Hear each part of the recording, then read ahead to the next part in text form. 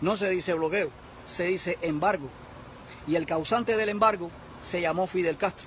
No gritemos patria o muerte, sino patria y vida. Cada vez que se habla de Cuba, lo primero que se viene a la mente son la pobreza, la miseria, la falta de libertades y la crisis alimentaria que viven sus ciudadanos a raíz de la escasez, que cada día es mucho peor. Para argumentar esta situación existen voces que tratan de alguna manera de justificarlo, mencionando el bloqueo del imperialismo. Pero claro, hay otras voces, incluidas las de los mismos cubanos, que dicen que el bloqueo no es de los Estados Unidos, sino del mismo régimen contra su pueblo. El gobierno cubano se ha escudado en el mito del bloqueo del embargo cuando los verdaderos responsables de su fracaso son los conductores de la política de la revolución. Para explicar un poco este supuesto embargo comercial utilizado franca y abiertamente como una excusa, esta noche me acompaña Ricardo Pasco, ex embajador de México en Cuba.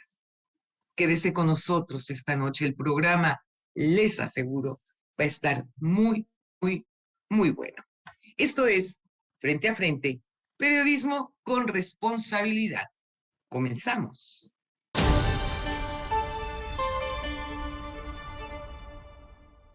Vaya privilegio el mío, mi querido Ricardo. Cada vez que estamos juntos es un placer enorme poder charlar contigo porque de verdad no siempre tiene uno a personajes de tu estatura, de tu conocimiento y de tu experiencia. Mil gracias por acompañarme esta noche.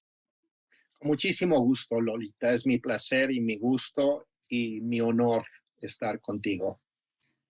Para los cubanos que viven en los Estados Unidos es una tragedia no poder sacar a todos sus familiares que siguen en la isla y que piden a gritos salir, porque lo vimos en este evento que comenzó el 11 de julio, donde salieron a la calle y pedían no medicamentos, no alimentos, pedían libertad.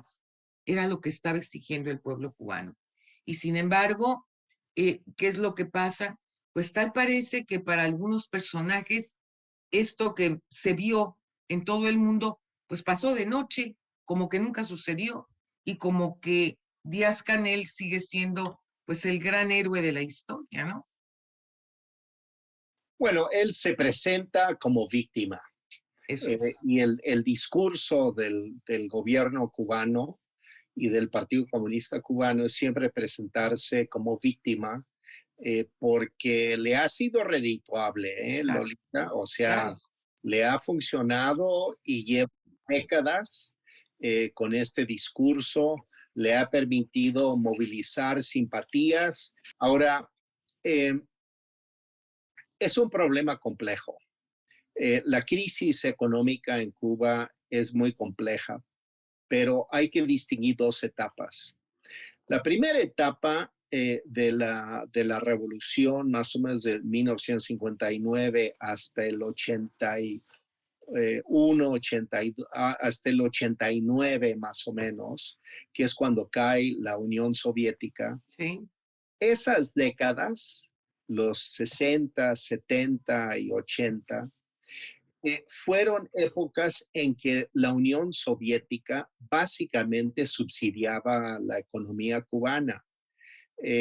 Muchas personas no lo saben, pero la Unión Soviética gastó un promedio de 11 millones de dólares al día.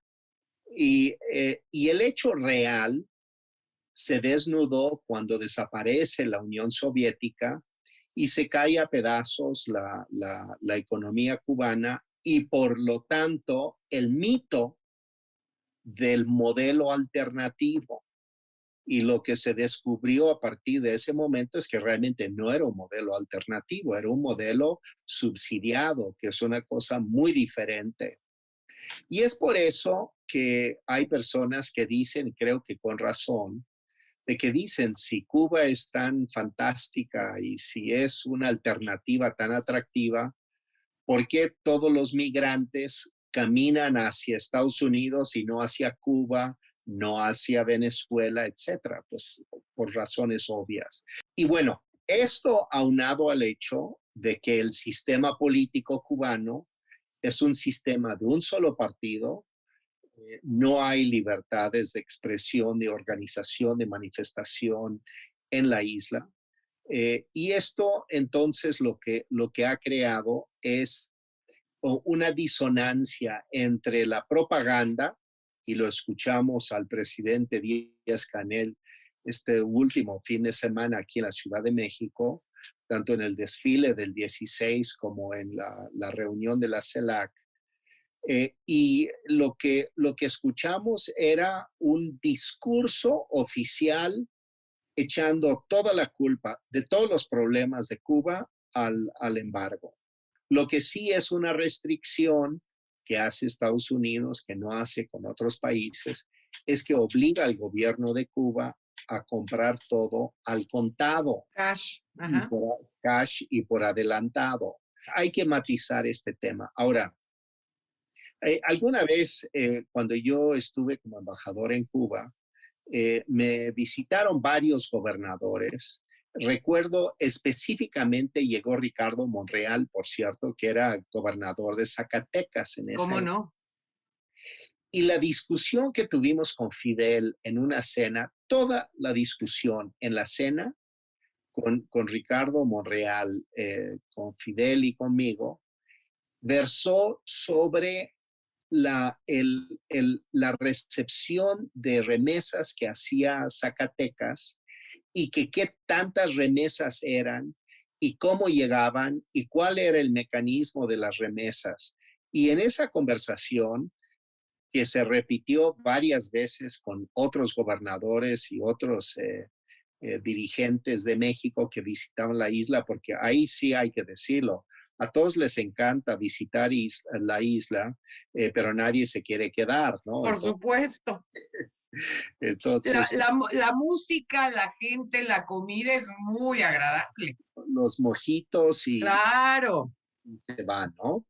Pero a lo que voy en realidad en este punto es la importancia que tenía para Fidel las remesas.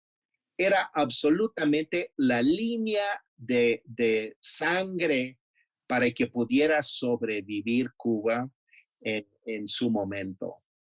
Entonces, uno se da cuenta de que las cosas tan elementales como remesas, o sea, lo que envían los familiares mayoritariamente de Estados Unidos, pero también de Europa, de España, de México mismo, etcétera.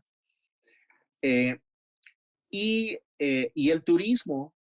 Entonces resulta que en realidad la economía cubana está metido en una especie de globalización perversa.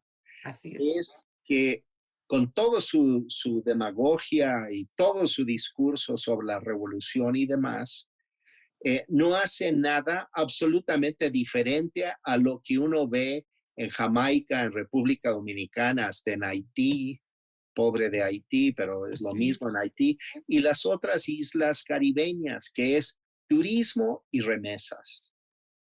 Esa es la línea de vida que mantiene la economía funcionando. Entonces, con su discurso antiglobalista, con su discurso soberanista, de independencia, de orgullo nacional, etcétera, pero dependen desesperadamente de estos apoyos. De repente dependían también, Lolita, del petróleo de Venezuela, Claro. pero eso se acabó, ese sueño guajiro de Venezuela y demás ya, pues en Venezuela no tienen ni para comer ellos, entonces Así mucho es. menos para enviar a Cuba. ¿Cómo ves tú después de lo que sucedió el 11 de julio y los días posteriores? ¿Tú crees que efectivamente en algún momento se pueda lograr lo que el pueblo cubano está pidiendo a gritos? Mira, yo creo que estamos en los prolegómenos de un proceso de cambio en Cuba. Yo sí lo creo y no por simple deseo o por ingenuidad, sino porque creo que hay señales importantes. Y te combino dos cosas, de la población, del pueblo, de abajo, y también en el aparato político del Estado. En el pueblo, primero me llamó la atención, y creo que debemos reparar, en el hecho de que estas protestas, a diferencia de protestas anteriores que hemos visto en Cuba, la gente no estaba pidiendo irse de la isla. La gente estaba diciendo, aquí nos quedamos y queremos libertad. Exactamente. Y eso es una diferencia, Lolita, Abismal. de estado de ánimo completamente diferente. Sí. Y lo que me hace pensar, Lolita, es que es una nueva generación de personas que están protestando, principalmente jóvenes. Sí. La respuesta del aparato del Estado fue el primer día, como todos vimos, el tortuoso de Díaz-Canel llamando a sus militantes y al ejército a salir y a golpear y reprimir Sí, hombre, qué barbaridad. a los manifestantes. Pero ahí mismo incluso hay un detalle que es importante. Los hermanos Castro jamás hubieran dicho eso en la tele. Lo habrían hecho, pero Sí, claro. jamás lo habrían hecho. Entonces, ¿qué te refleja de Díaz-Canel? Que no cuida las formas. Que es un gobernante inepto. Claro. Y es un gobernante inseguro. Y es un gobernante que se asusta fácil. Sí, sí. Y probablemente no tiene el control sobre el aparato político que él quisiera tener. Claro. Porque también me hace pensar que él estaba pensando que quizás algunos van a aprovechar esto para tirarme. El asunto es que dentro del aparato político del Partido Comunista Cubano y el gobierno hay dos grandes posiciones sobre el futuro del régimen. Y en realidad se siguen manifestando. Y esto es donde yo creo que puede haber alguna esperanza de que van a tener que cambiar cosas. Bueno, ¿y qué pasa ahora con Díaz-Canel? ¿Hacia dónde crees tú que está más inclinado? ¿Hacia la teoría, digamos, castrista de Fidel o de Raúl? Se expresaron las dos cosas, Lolita. O sea, la idea de Fidel, era militantes salgan a la calle y repriman a los manifestantes que son contrarrevolucionarios, son los malos elementos de la sociedad, hay que reprimirlos. Esa es la respuesta fidelista. Correcto. La respuesta de Raúl es, hay que abrir las cosas. Y es lo que hizo Díaz-Canel días después y que se han mantenido las medidas. Y de hecho, hoy otra vez se está discutiendo en la cúpula del Partido Comunista Cubano la necesidad de abrir la economía porque no tienen de otra. Exacto. Yo quiero agradecerte en el alma, de verdad, que hayas estado conmigo esta noche. Para mí es un enorme placer y un privilegio tenerte en frente a frente, y queda la invitación abierta para que pronto, muy pronto, vamos a estar juntos otra vez. Con mucho gusto. Muchas gracias. Muchísimas gracias. No se pierda nuestro próximo programa. México vive tiempos de cambio, tiempos de dar la cara, tiempos para hablar frente a frente. Muy buenas noches.